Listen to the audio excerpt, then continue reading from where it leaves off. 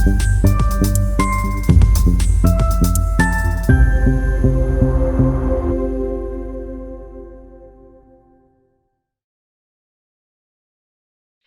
everyone, welcome back to Miles Beyond the Page. I'm your host, Michelle Miles, and each week I chat with authors about their journeys, the wins, the struggles, and everything in between. So grab your favorite drink and let's go beyond the page together. But today we're doing something a little different, and I'm excited to host Danielle Hutchinson, who also has a podcast and is a host for Authors on Mission. Welcome, Danielle. Thank you so much for having me. I'm looking forward to a great conversation. So, can you tell us a little bit about your podcast and how you got started with that? Yeah, well, it came about pretty naturally because I've been freelance writing and ghostwriting for a number of years now. I joined the team here at Authors on Mission, and you know what? We were just helping so many entrepreneurs turn their ideas into published books that we decided, you know what, we have to launch a podcast. We have to create a space for people to come on and share insights with the broader audience. And it's just been an incredible experience. I get to talk to people all over the world. I'm sure you have the same Yeah. kind of thing. It's cool to see so many different stories, so many perspectives, and of course the writers' tips as well, you know. So it's been a blast. Yeah, I love it too. It's so much fun. I talk to all different kinds of people. So yeah, it's really, really cool. So do you guys do mostly nonfiction? You talk to nonfiction folks, or do you talk to fiction as well? Fiction writers. So I welcome people of all genres on Authors on Mission podcast. It is mainly nonfiction, and Authors on Mission, when we're working with our clients, we focus on the nonfiction space. But I've worked on all different genres, from romance to cozy mystery to those nonfiction books, memoirs, Hmm. business books, whatever it might be. So the range is all over the place. Nice. What's the most challenging? You're also I should back up. You're also a ghostwriter. What do you find is the most challenging part of ghostwriting?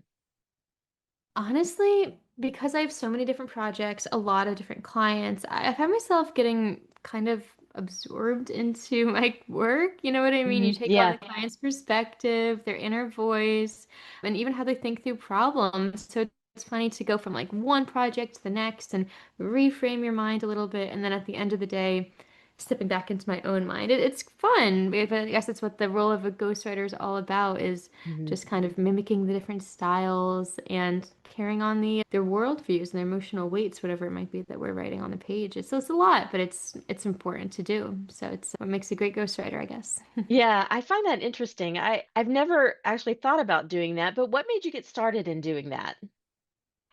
So it's funny, you know, one day I was just sitting with my boyfriend and he knew that I was really interested in writing, and we had a lot of spare time on our hands at the time. So we said, you know what, why not hop onto Upwork and kind of just get a profile started, see where it goes and things. I mean, if you're interested in the freelancing world, anybody listening right now, if you're maybe a writer and kind of want to make a few bucks off of it, you got to start with those small jobs first. That's what I did. And now I'm editing manuscripts left and right for all different genres, as I mentioned. So it's all about scaling, but it really did just start with that one moment of sitting there and he says, why don't you give freelancing a try? And so taking that initiative and taking those small steps to reach where you want to be.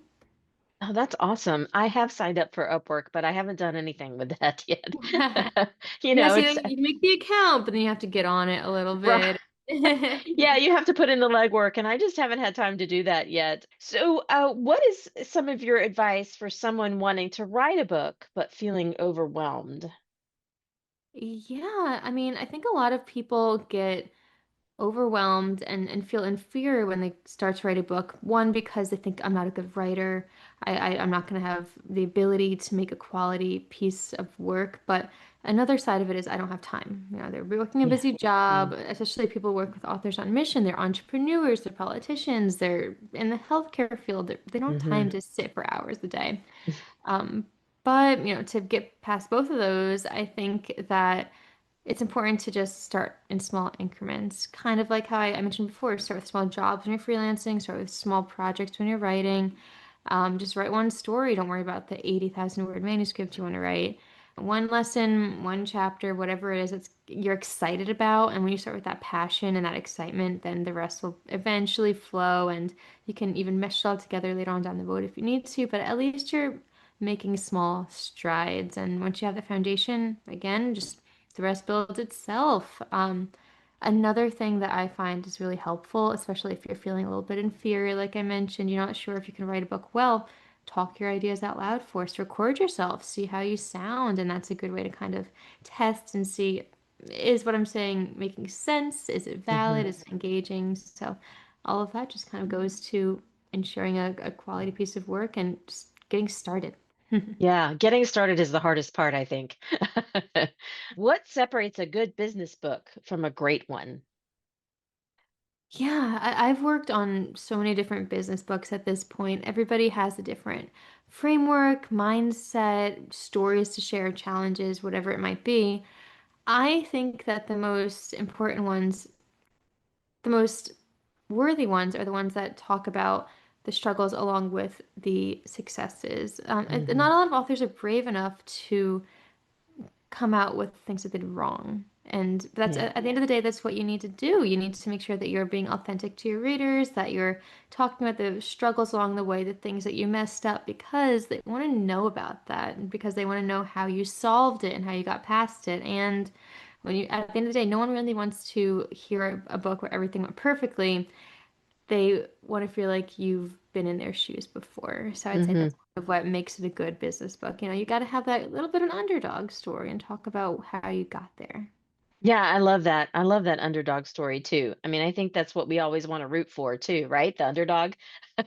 Exactly. Yeah, and I mean, you just need that genuine vulnerability. You don't want to listen to somebody who's just saying, "I've done everything perfectly, life's great, do what I say." You want somebody who's on your level and gets real with you, and that's the only way to do it. Well, one of the only ways, at least. Yeah, I love that. Yeah, that's great. That's great advice. So we're going to shift a little bit and have a hot topic question. Okay. How has AI impacted the publishing industry, do you think? Yeah, I mean, AI is everywhere these days. I mean, you said it's a hot topic yourself. It is. Every turn, it's either, in the news and TV shows, and whatever it might be.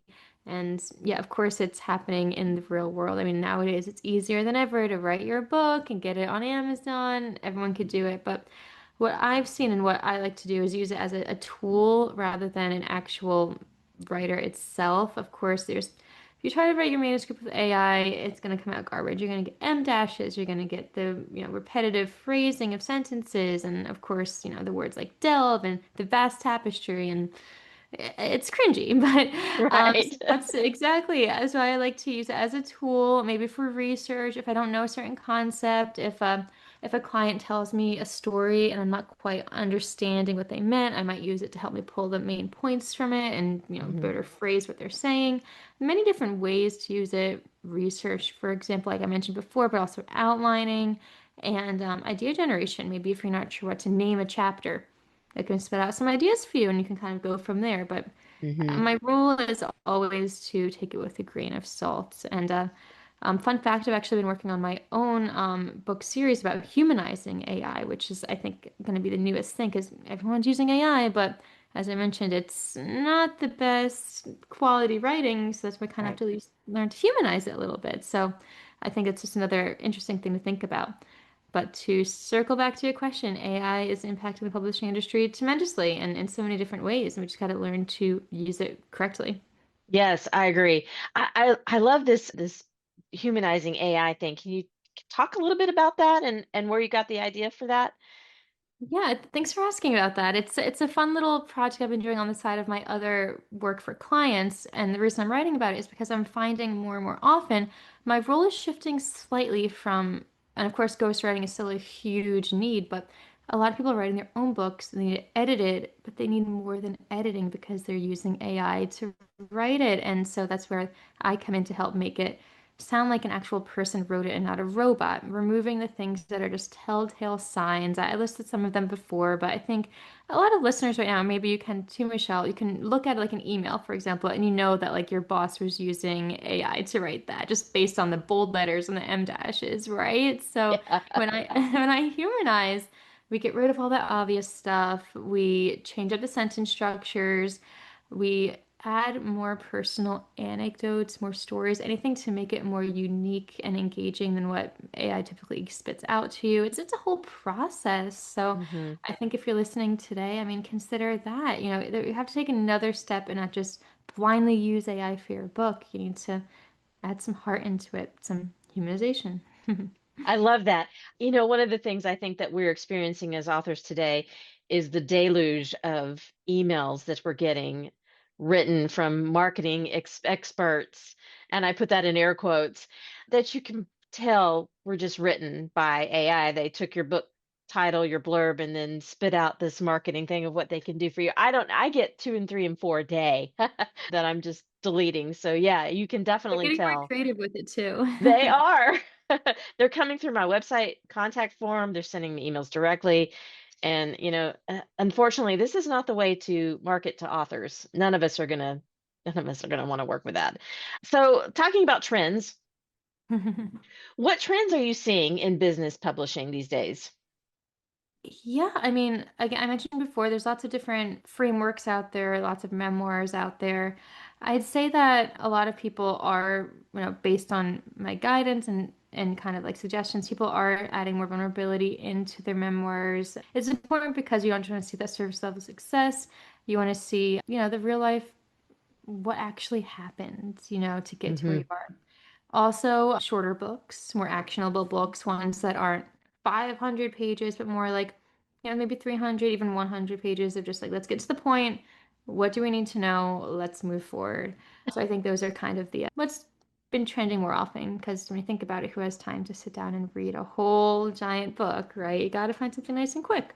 Yeah, I think that's also due to the fact that we're just in a like what is the word I'm looking for? Where we just want that instant gratification, show me right away, tell me what I need to know so I can keep going kind of thing. I think social media has kind of played into that a little bit with all of the bite-sized content that there is out there these days. But yeah, I can see how people would want shorter books. So, how do you balance staying true to the client's voice while making the writing engaging? Yeah, so I mentioned before one of the struggles I find as a ghostwriter is immersing myself almost too much into the client's world. So I do that by getting so involved with them. I make sure that we have weekly video calls or phone calls, or if the time doesn't allow, we're at least communicating back and forth so I really get a good idea for their voice. But of course, you do have a good point. The client's voice is not always going to be engaging. You could have a doctor who rambles on jargon for a while, and those are the ones where I have to kind of I ask, like, okay, what did he just say? But that's what it's all about. So being a ghostwriter means using the voice while also sprucing things up a little bit. Mhm. Adding some metaphors, adding stories. I look to see what's getting my client excited when they're talking, and then I pull those topics, and those are the ones that I make sure that we smooth out the rough edges about and really just emphasize because that's if they're excited about the topic, the reader's going to be excited, and Right. therefore we got to highlight that in a way that stands out by using something new, maybe a joke, maybe a metaphor, like I mentioned, maybe a story, or even like a little quiz or a check-in throughout the book, whatever it might be. Those are all different ways to balance it out. But at the end of the day, it's all about being true to their client. So if that's something they want, great. But there's also times when they don't want that and they just want to get the facts out on the page, and that's okay too. So Yeah, I yeah. just know a little bit, but it is a tricky balance. It's very situational as well. Yeah, that makes sense. So, when someone has an idea for a book, what is the first step they should take to bring that book to life? I guess is the question. So there's a lot of different ways to get started. If you just have an idea, you have nothing else written yet, one thing you could always do is, well, you can go to authorsonmission.com, schedule a consultation, and we can walk you through some ways to get started. You could, brainstorming sessions, working with a coach, a ghostwriter, an editor, whatever it might be. But even if you don't want to go that far yet and you want to just start brainstorming a little bit, one thing you could do is just find five people to talk to, explain your book concept to them, watch their reactions and see what they say. I mean, are their eyes lighting up when they hear your idea? Do they seem engaged? Do they kind of go back to their phones after you talk to them about it? That kind of helps you see if your topic is in a realm that people would want to read about. And then if you find that idea is valued and needed in the world, then just start writing. I mentioned this before, just take that first step, even if it's just a sentence here, a sentence there. It just got to get it out there. Yeah, I love it. What does a realistic timeline look like for writing a first book? So I'd say about 6 months to a year for first-time authors. Of course, working with a team on your side, like a ghostwriter and editor, that keeps you on track more. So that's definitely a way to ensure that you do meet that 6 month mark or whatever your deadline or goal might be. That being said, I've seen books written that take years to write because people are still rethinking their chapters or Hmm. wondering if they should add more. Maybe they're just like shy to get it out there. Other books I've seen done in a week. Honestly, it's crazy, but that's true these days. I had one client call me one day, and I was at Stop and Shop, and they said, "I need a book written by next Sunday." I looked at the clock. I said, "Okay, today is Sunday, so 7 days you want this done." And if it's something that if you're motivated to do and you have the time and the passion for it, it can happen. So it's a matter of just working on your own schedule and your goals and sticking to it. Yeah, for sure. I think that applies to fiction writing too, right? Absolutely. Just try to figure out what your goal is and what your I need a deadline. So if I know I'm working on something, I need a release date. That's my deadline. So, Yeah, yeah. And there's so many tricks out there to make sure they're actually staying to that deadline. yeah, Giving yourself a calendar, making a game out of it maybe, or even just enlisting a couple people to check in on your progress. And you're kind of like, inclined to keep going because you don't want to disappoint them or you want to have something new to say about your progress. So right. it's so many different ways. Yeah, I think one of the things that really works for me is when I put that book up for pre-order. So then I'm like, I know I have to get it done. Oh, So, wow, yeah, that's a lot of pressure because then your yeah, audience is waiting on their toes yeah. for it. But there you go. That's one way to make sure. Yeah, that works for me. So when should an author consider hiring a ghostwriter versus writing it themselves? That's a tricky one because it's so situational. One method is if you're finding yourself delaying, like our previous topic was, well, a ghostwriter can help you stay on task. Previously, we were talking about how some people might not feel like they're good enough at writing. A ghostwriter can be your coach. It can help teach you to get your thoughts out on the page in a proper way, or, of course, just do it on your behalf. Yeah.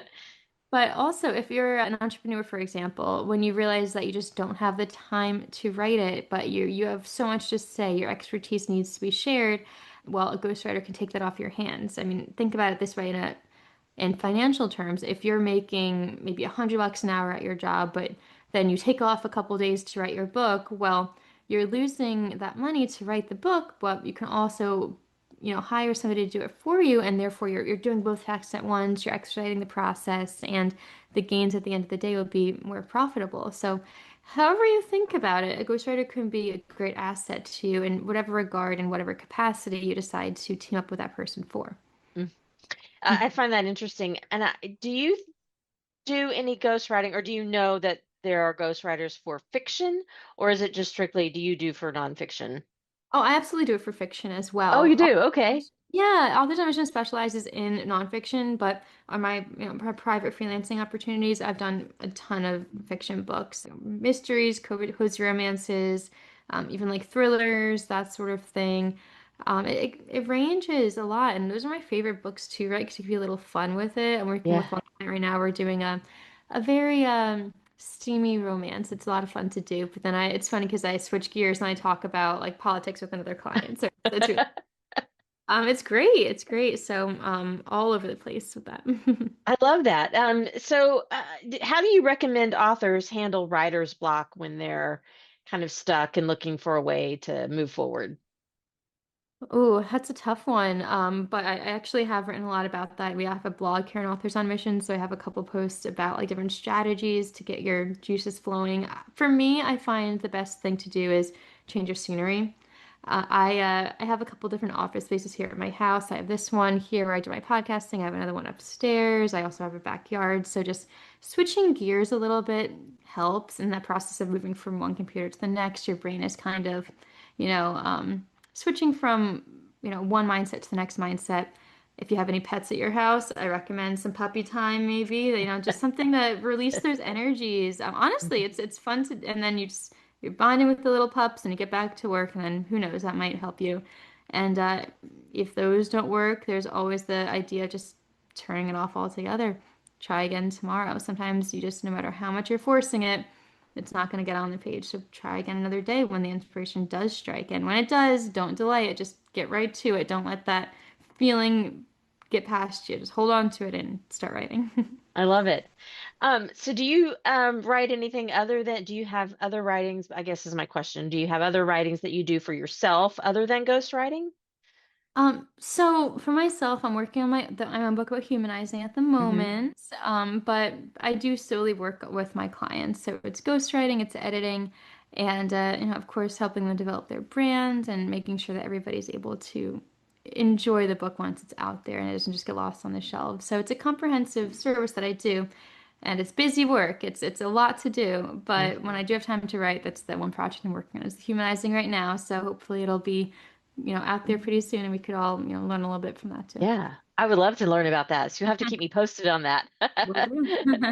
Well, this has been really interesting and fascinating. I really have enjoyed talking to you about your ghostwriting and your podcast. Do you have any advice for anyone who's maybe aspiring to be a ghostwriter and help out business writers like you do?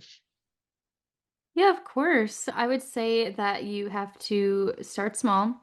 Don't expect to make thousands of dollars for your first editing project. If you're just beginning and just made that Upwork account, take the small jobs, 20 bucks here, 50 bucks there, build your profile, get reviews, and the bigger you are, the more people will reach out to you. I have people every day now just like filling out my inbox with different projects and manuscripts, and you also have to be open to whatever it is they might need. You can't say, I only want to write romance books because, well, it might not be something that's available to you at the moment. So I've Mm-hmm. written dissertations, I've written personal statements, and then, we go from the politics books to the fun books to whatever it might be. And I guess the best way to be an expert in all those fields is to be curious.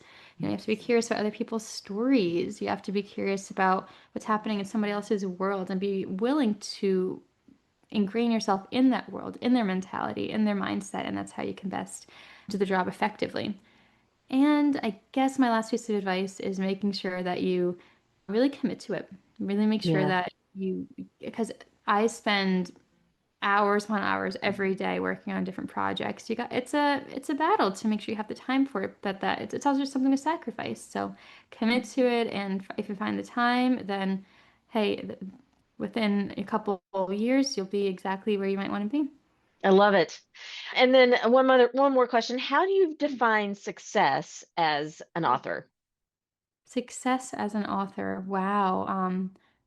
That's a tricky one. I would say it's hard because you can define it a couple different ways. I mean, of course, your Amazon reviews have a part to play, and the sales that you might achieve from it. I'd like to say though, as long as your book's out there and you're satisfied with it and you're proud of it, then that's something that you can see as being successful. If you're authentically capturing everything that you need in that book, and if you've if you know that you've done the very best and it's something that other people can learn from and impact from, even if it's just one or two people, that's how you know it's successful. I love it. Awesome. Well, this has been great. I want to thank you for joining me today. And then before we go, can you tell us where we can connect with authors on mission online and maybe find you too? Yeah, of course. So you can head to authorsonmission.com. That's the place where you can go to schedule a consultation with our team, get to know a little bit about what we have to offer, and then, see if ghostwriting or editing is right for you. You can also head to Authors on Mission on Instagram. My personal Instagram is We Like Books Inc. And I'll send all that information to you just so you have it nice and easy.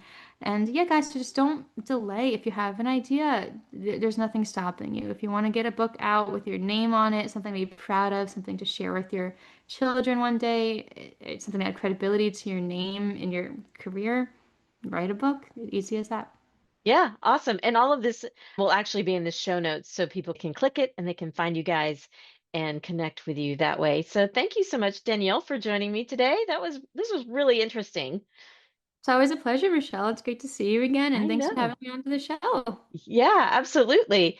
So today, I just want to say one more time, thank you again to Danielle, and thank you guys out there for watching and listening. Don't forget to subscribe so you can catch every episode. You can also find us on Spotify, Apple Podcasts, Amazon Music, iHeart, or wherever you get podcasts. Be sure to follow and leave a review. I have more amazing authors and stories on the way. Until next time, keep dreaming, keep writing, and I'll see you miles beyond the page. Thanks for joining me on Miles Beyond the Page. If you enjoyed this episode, be sure to subscribe and leave a review. If you're an author and want to be a guest, visit milesbeyondthepage.com and fill out the guest intake form to apply. Keep writing, keep dreaming, and I'll see you next time.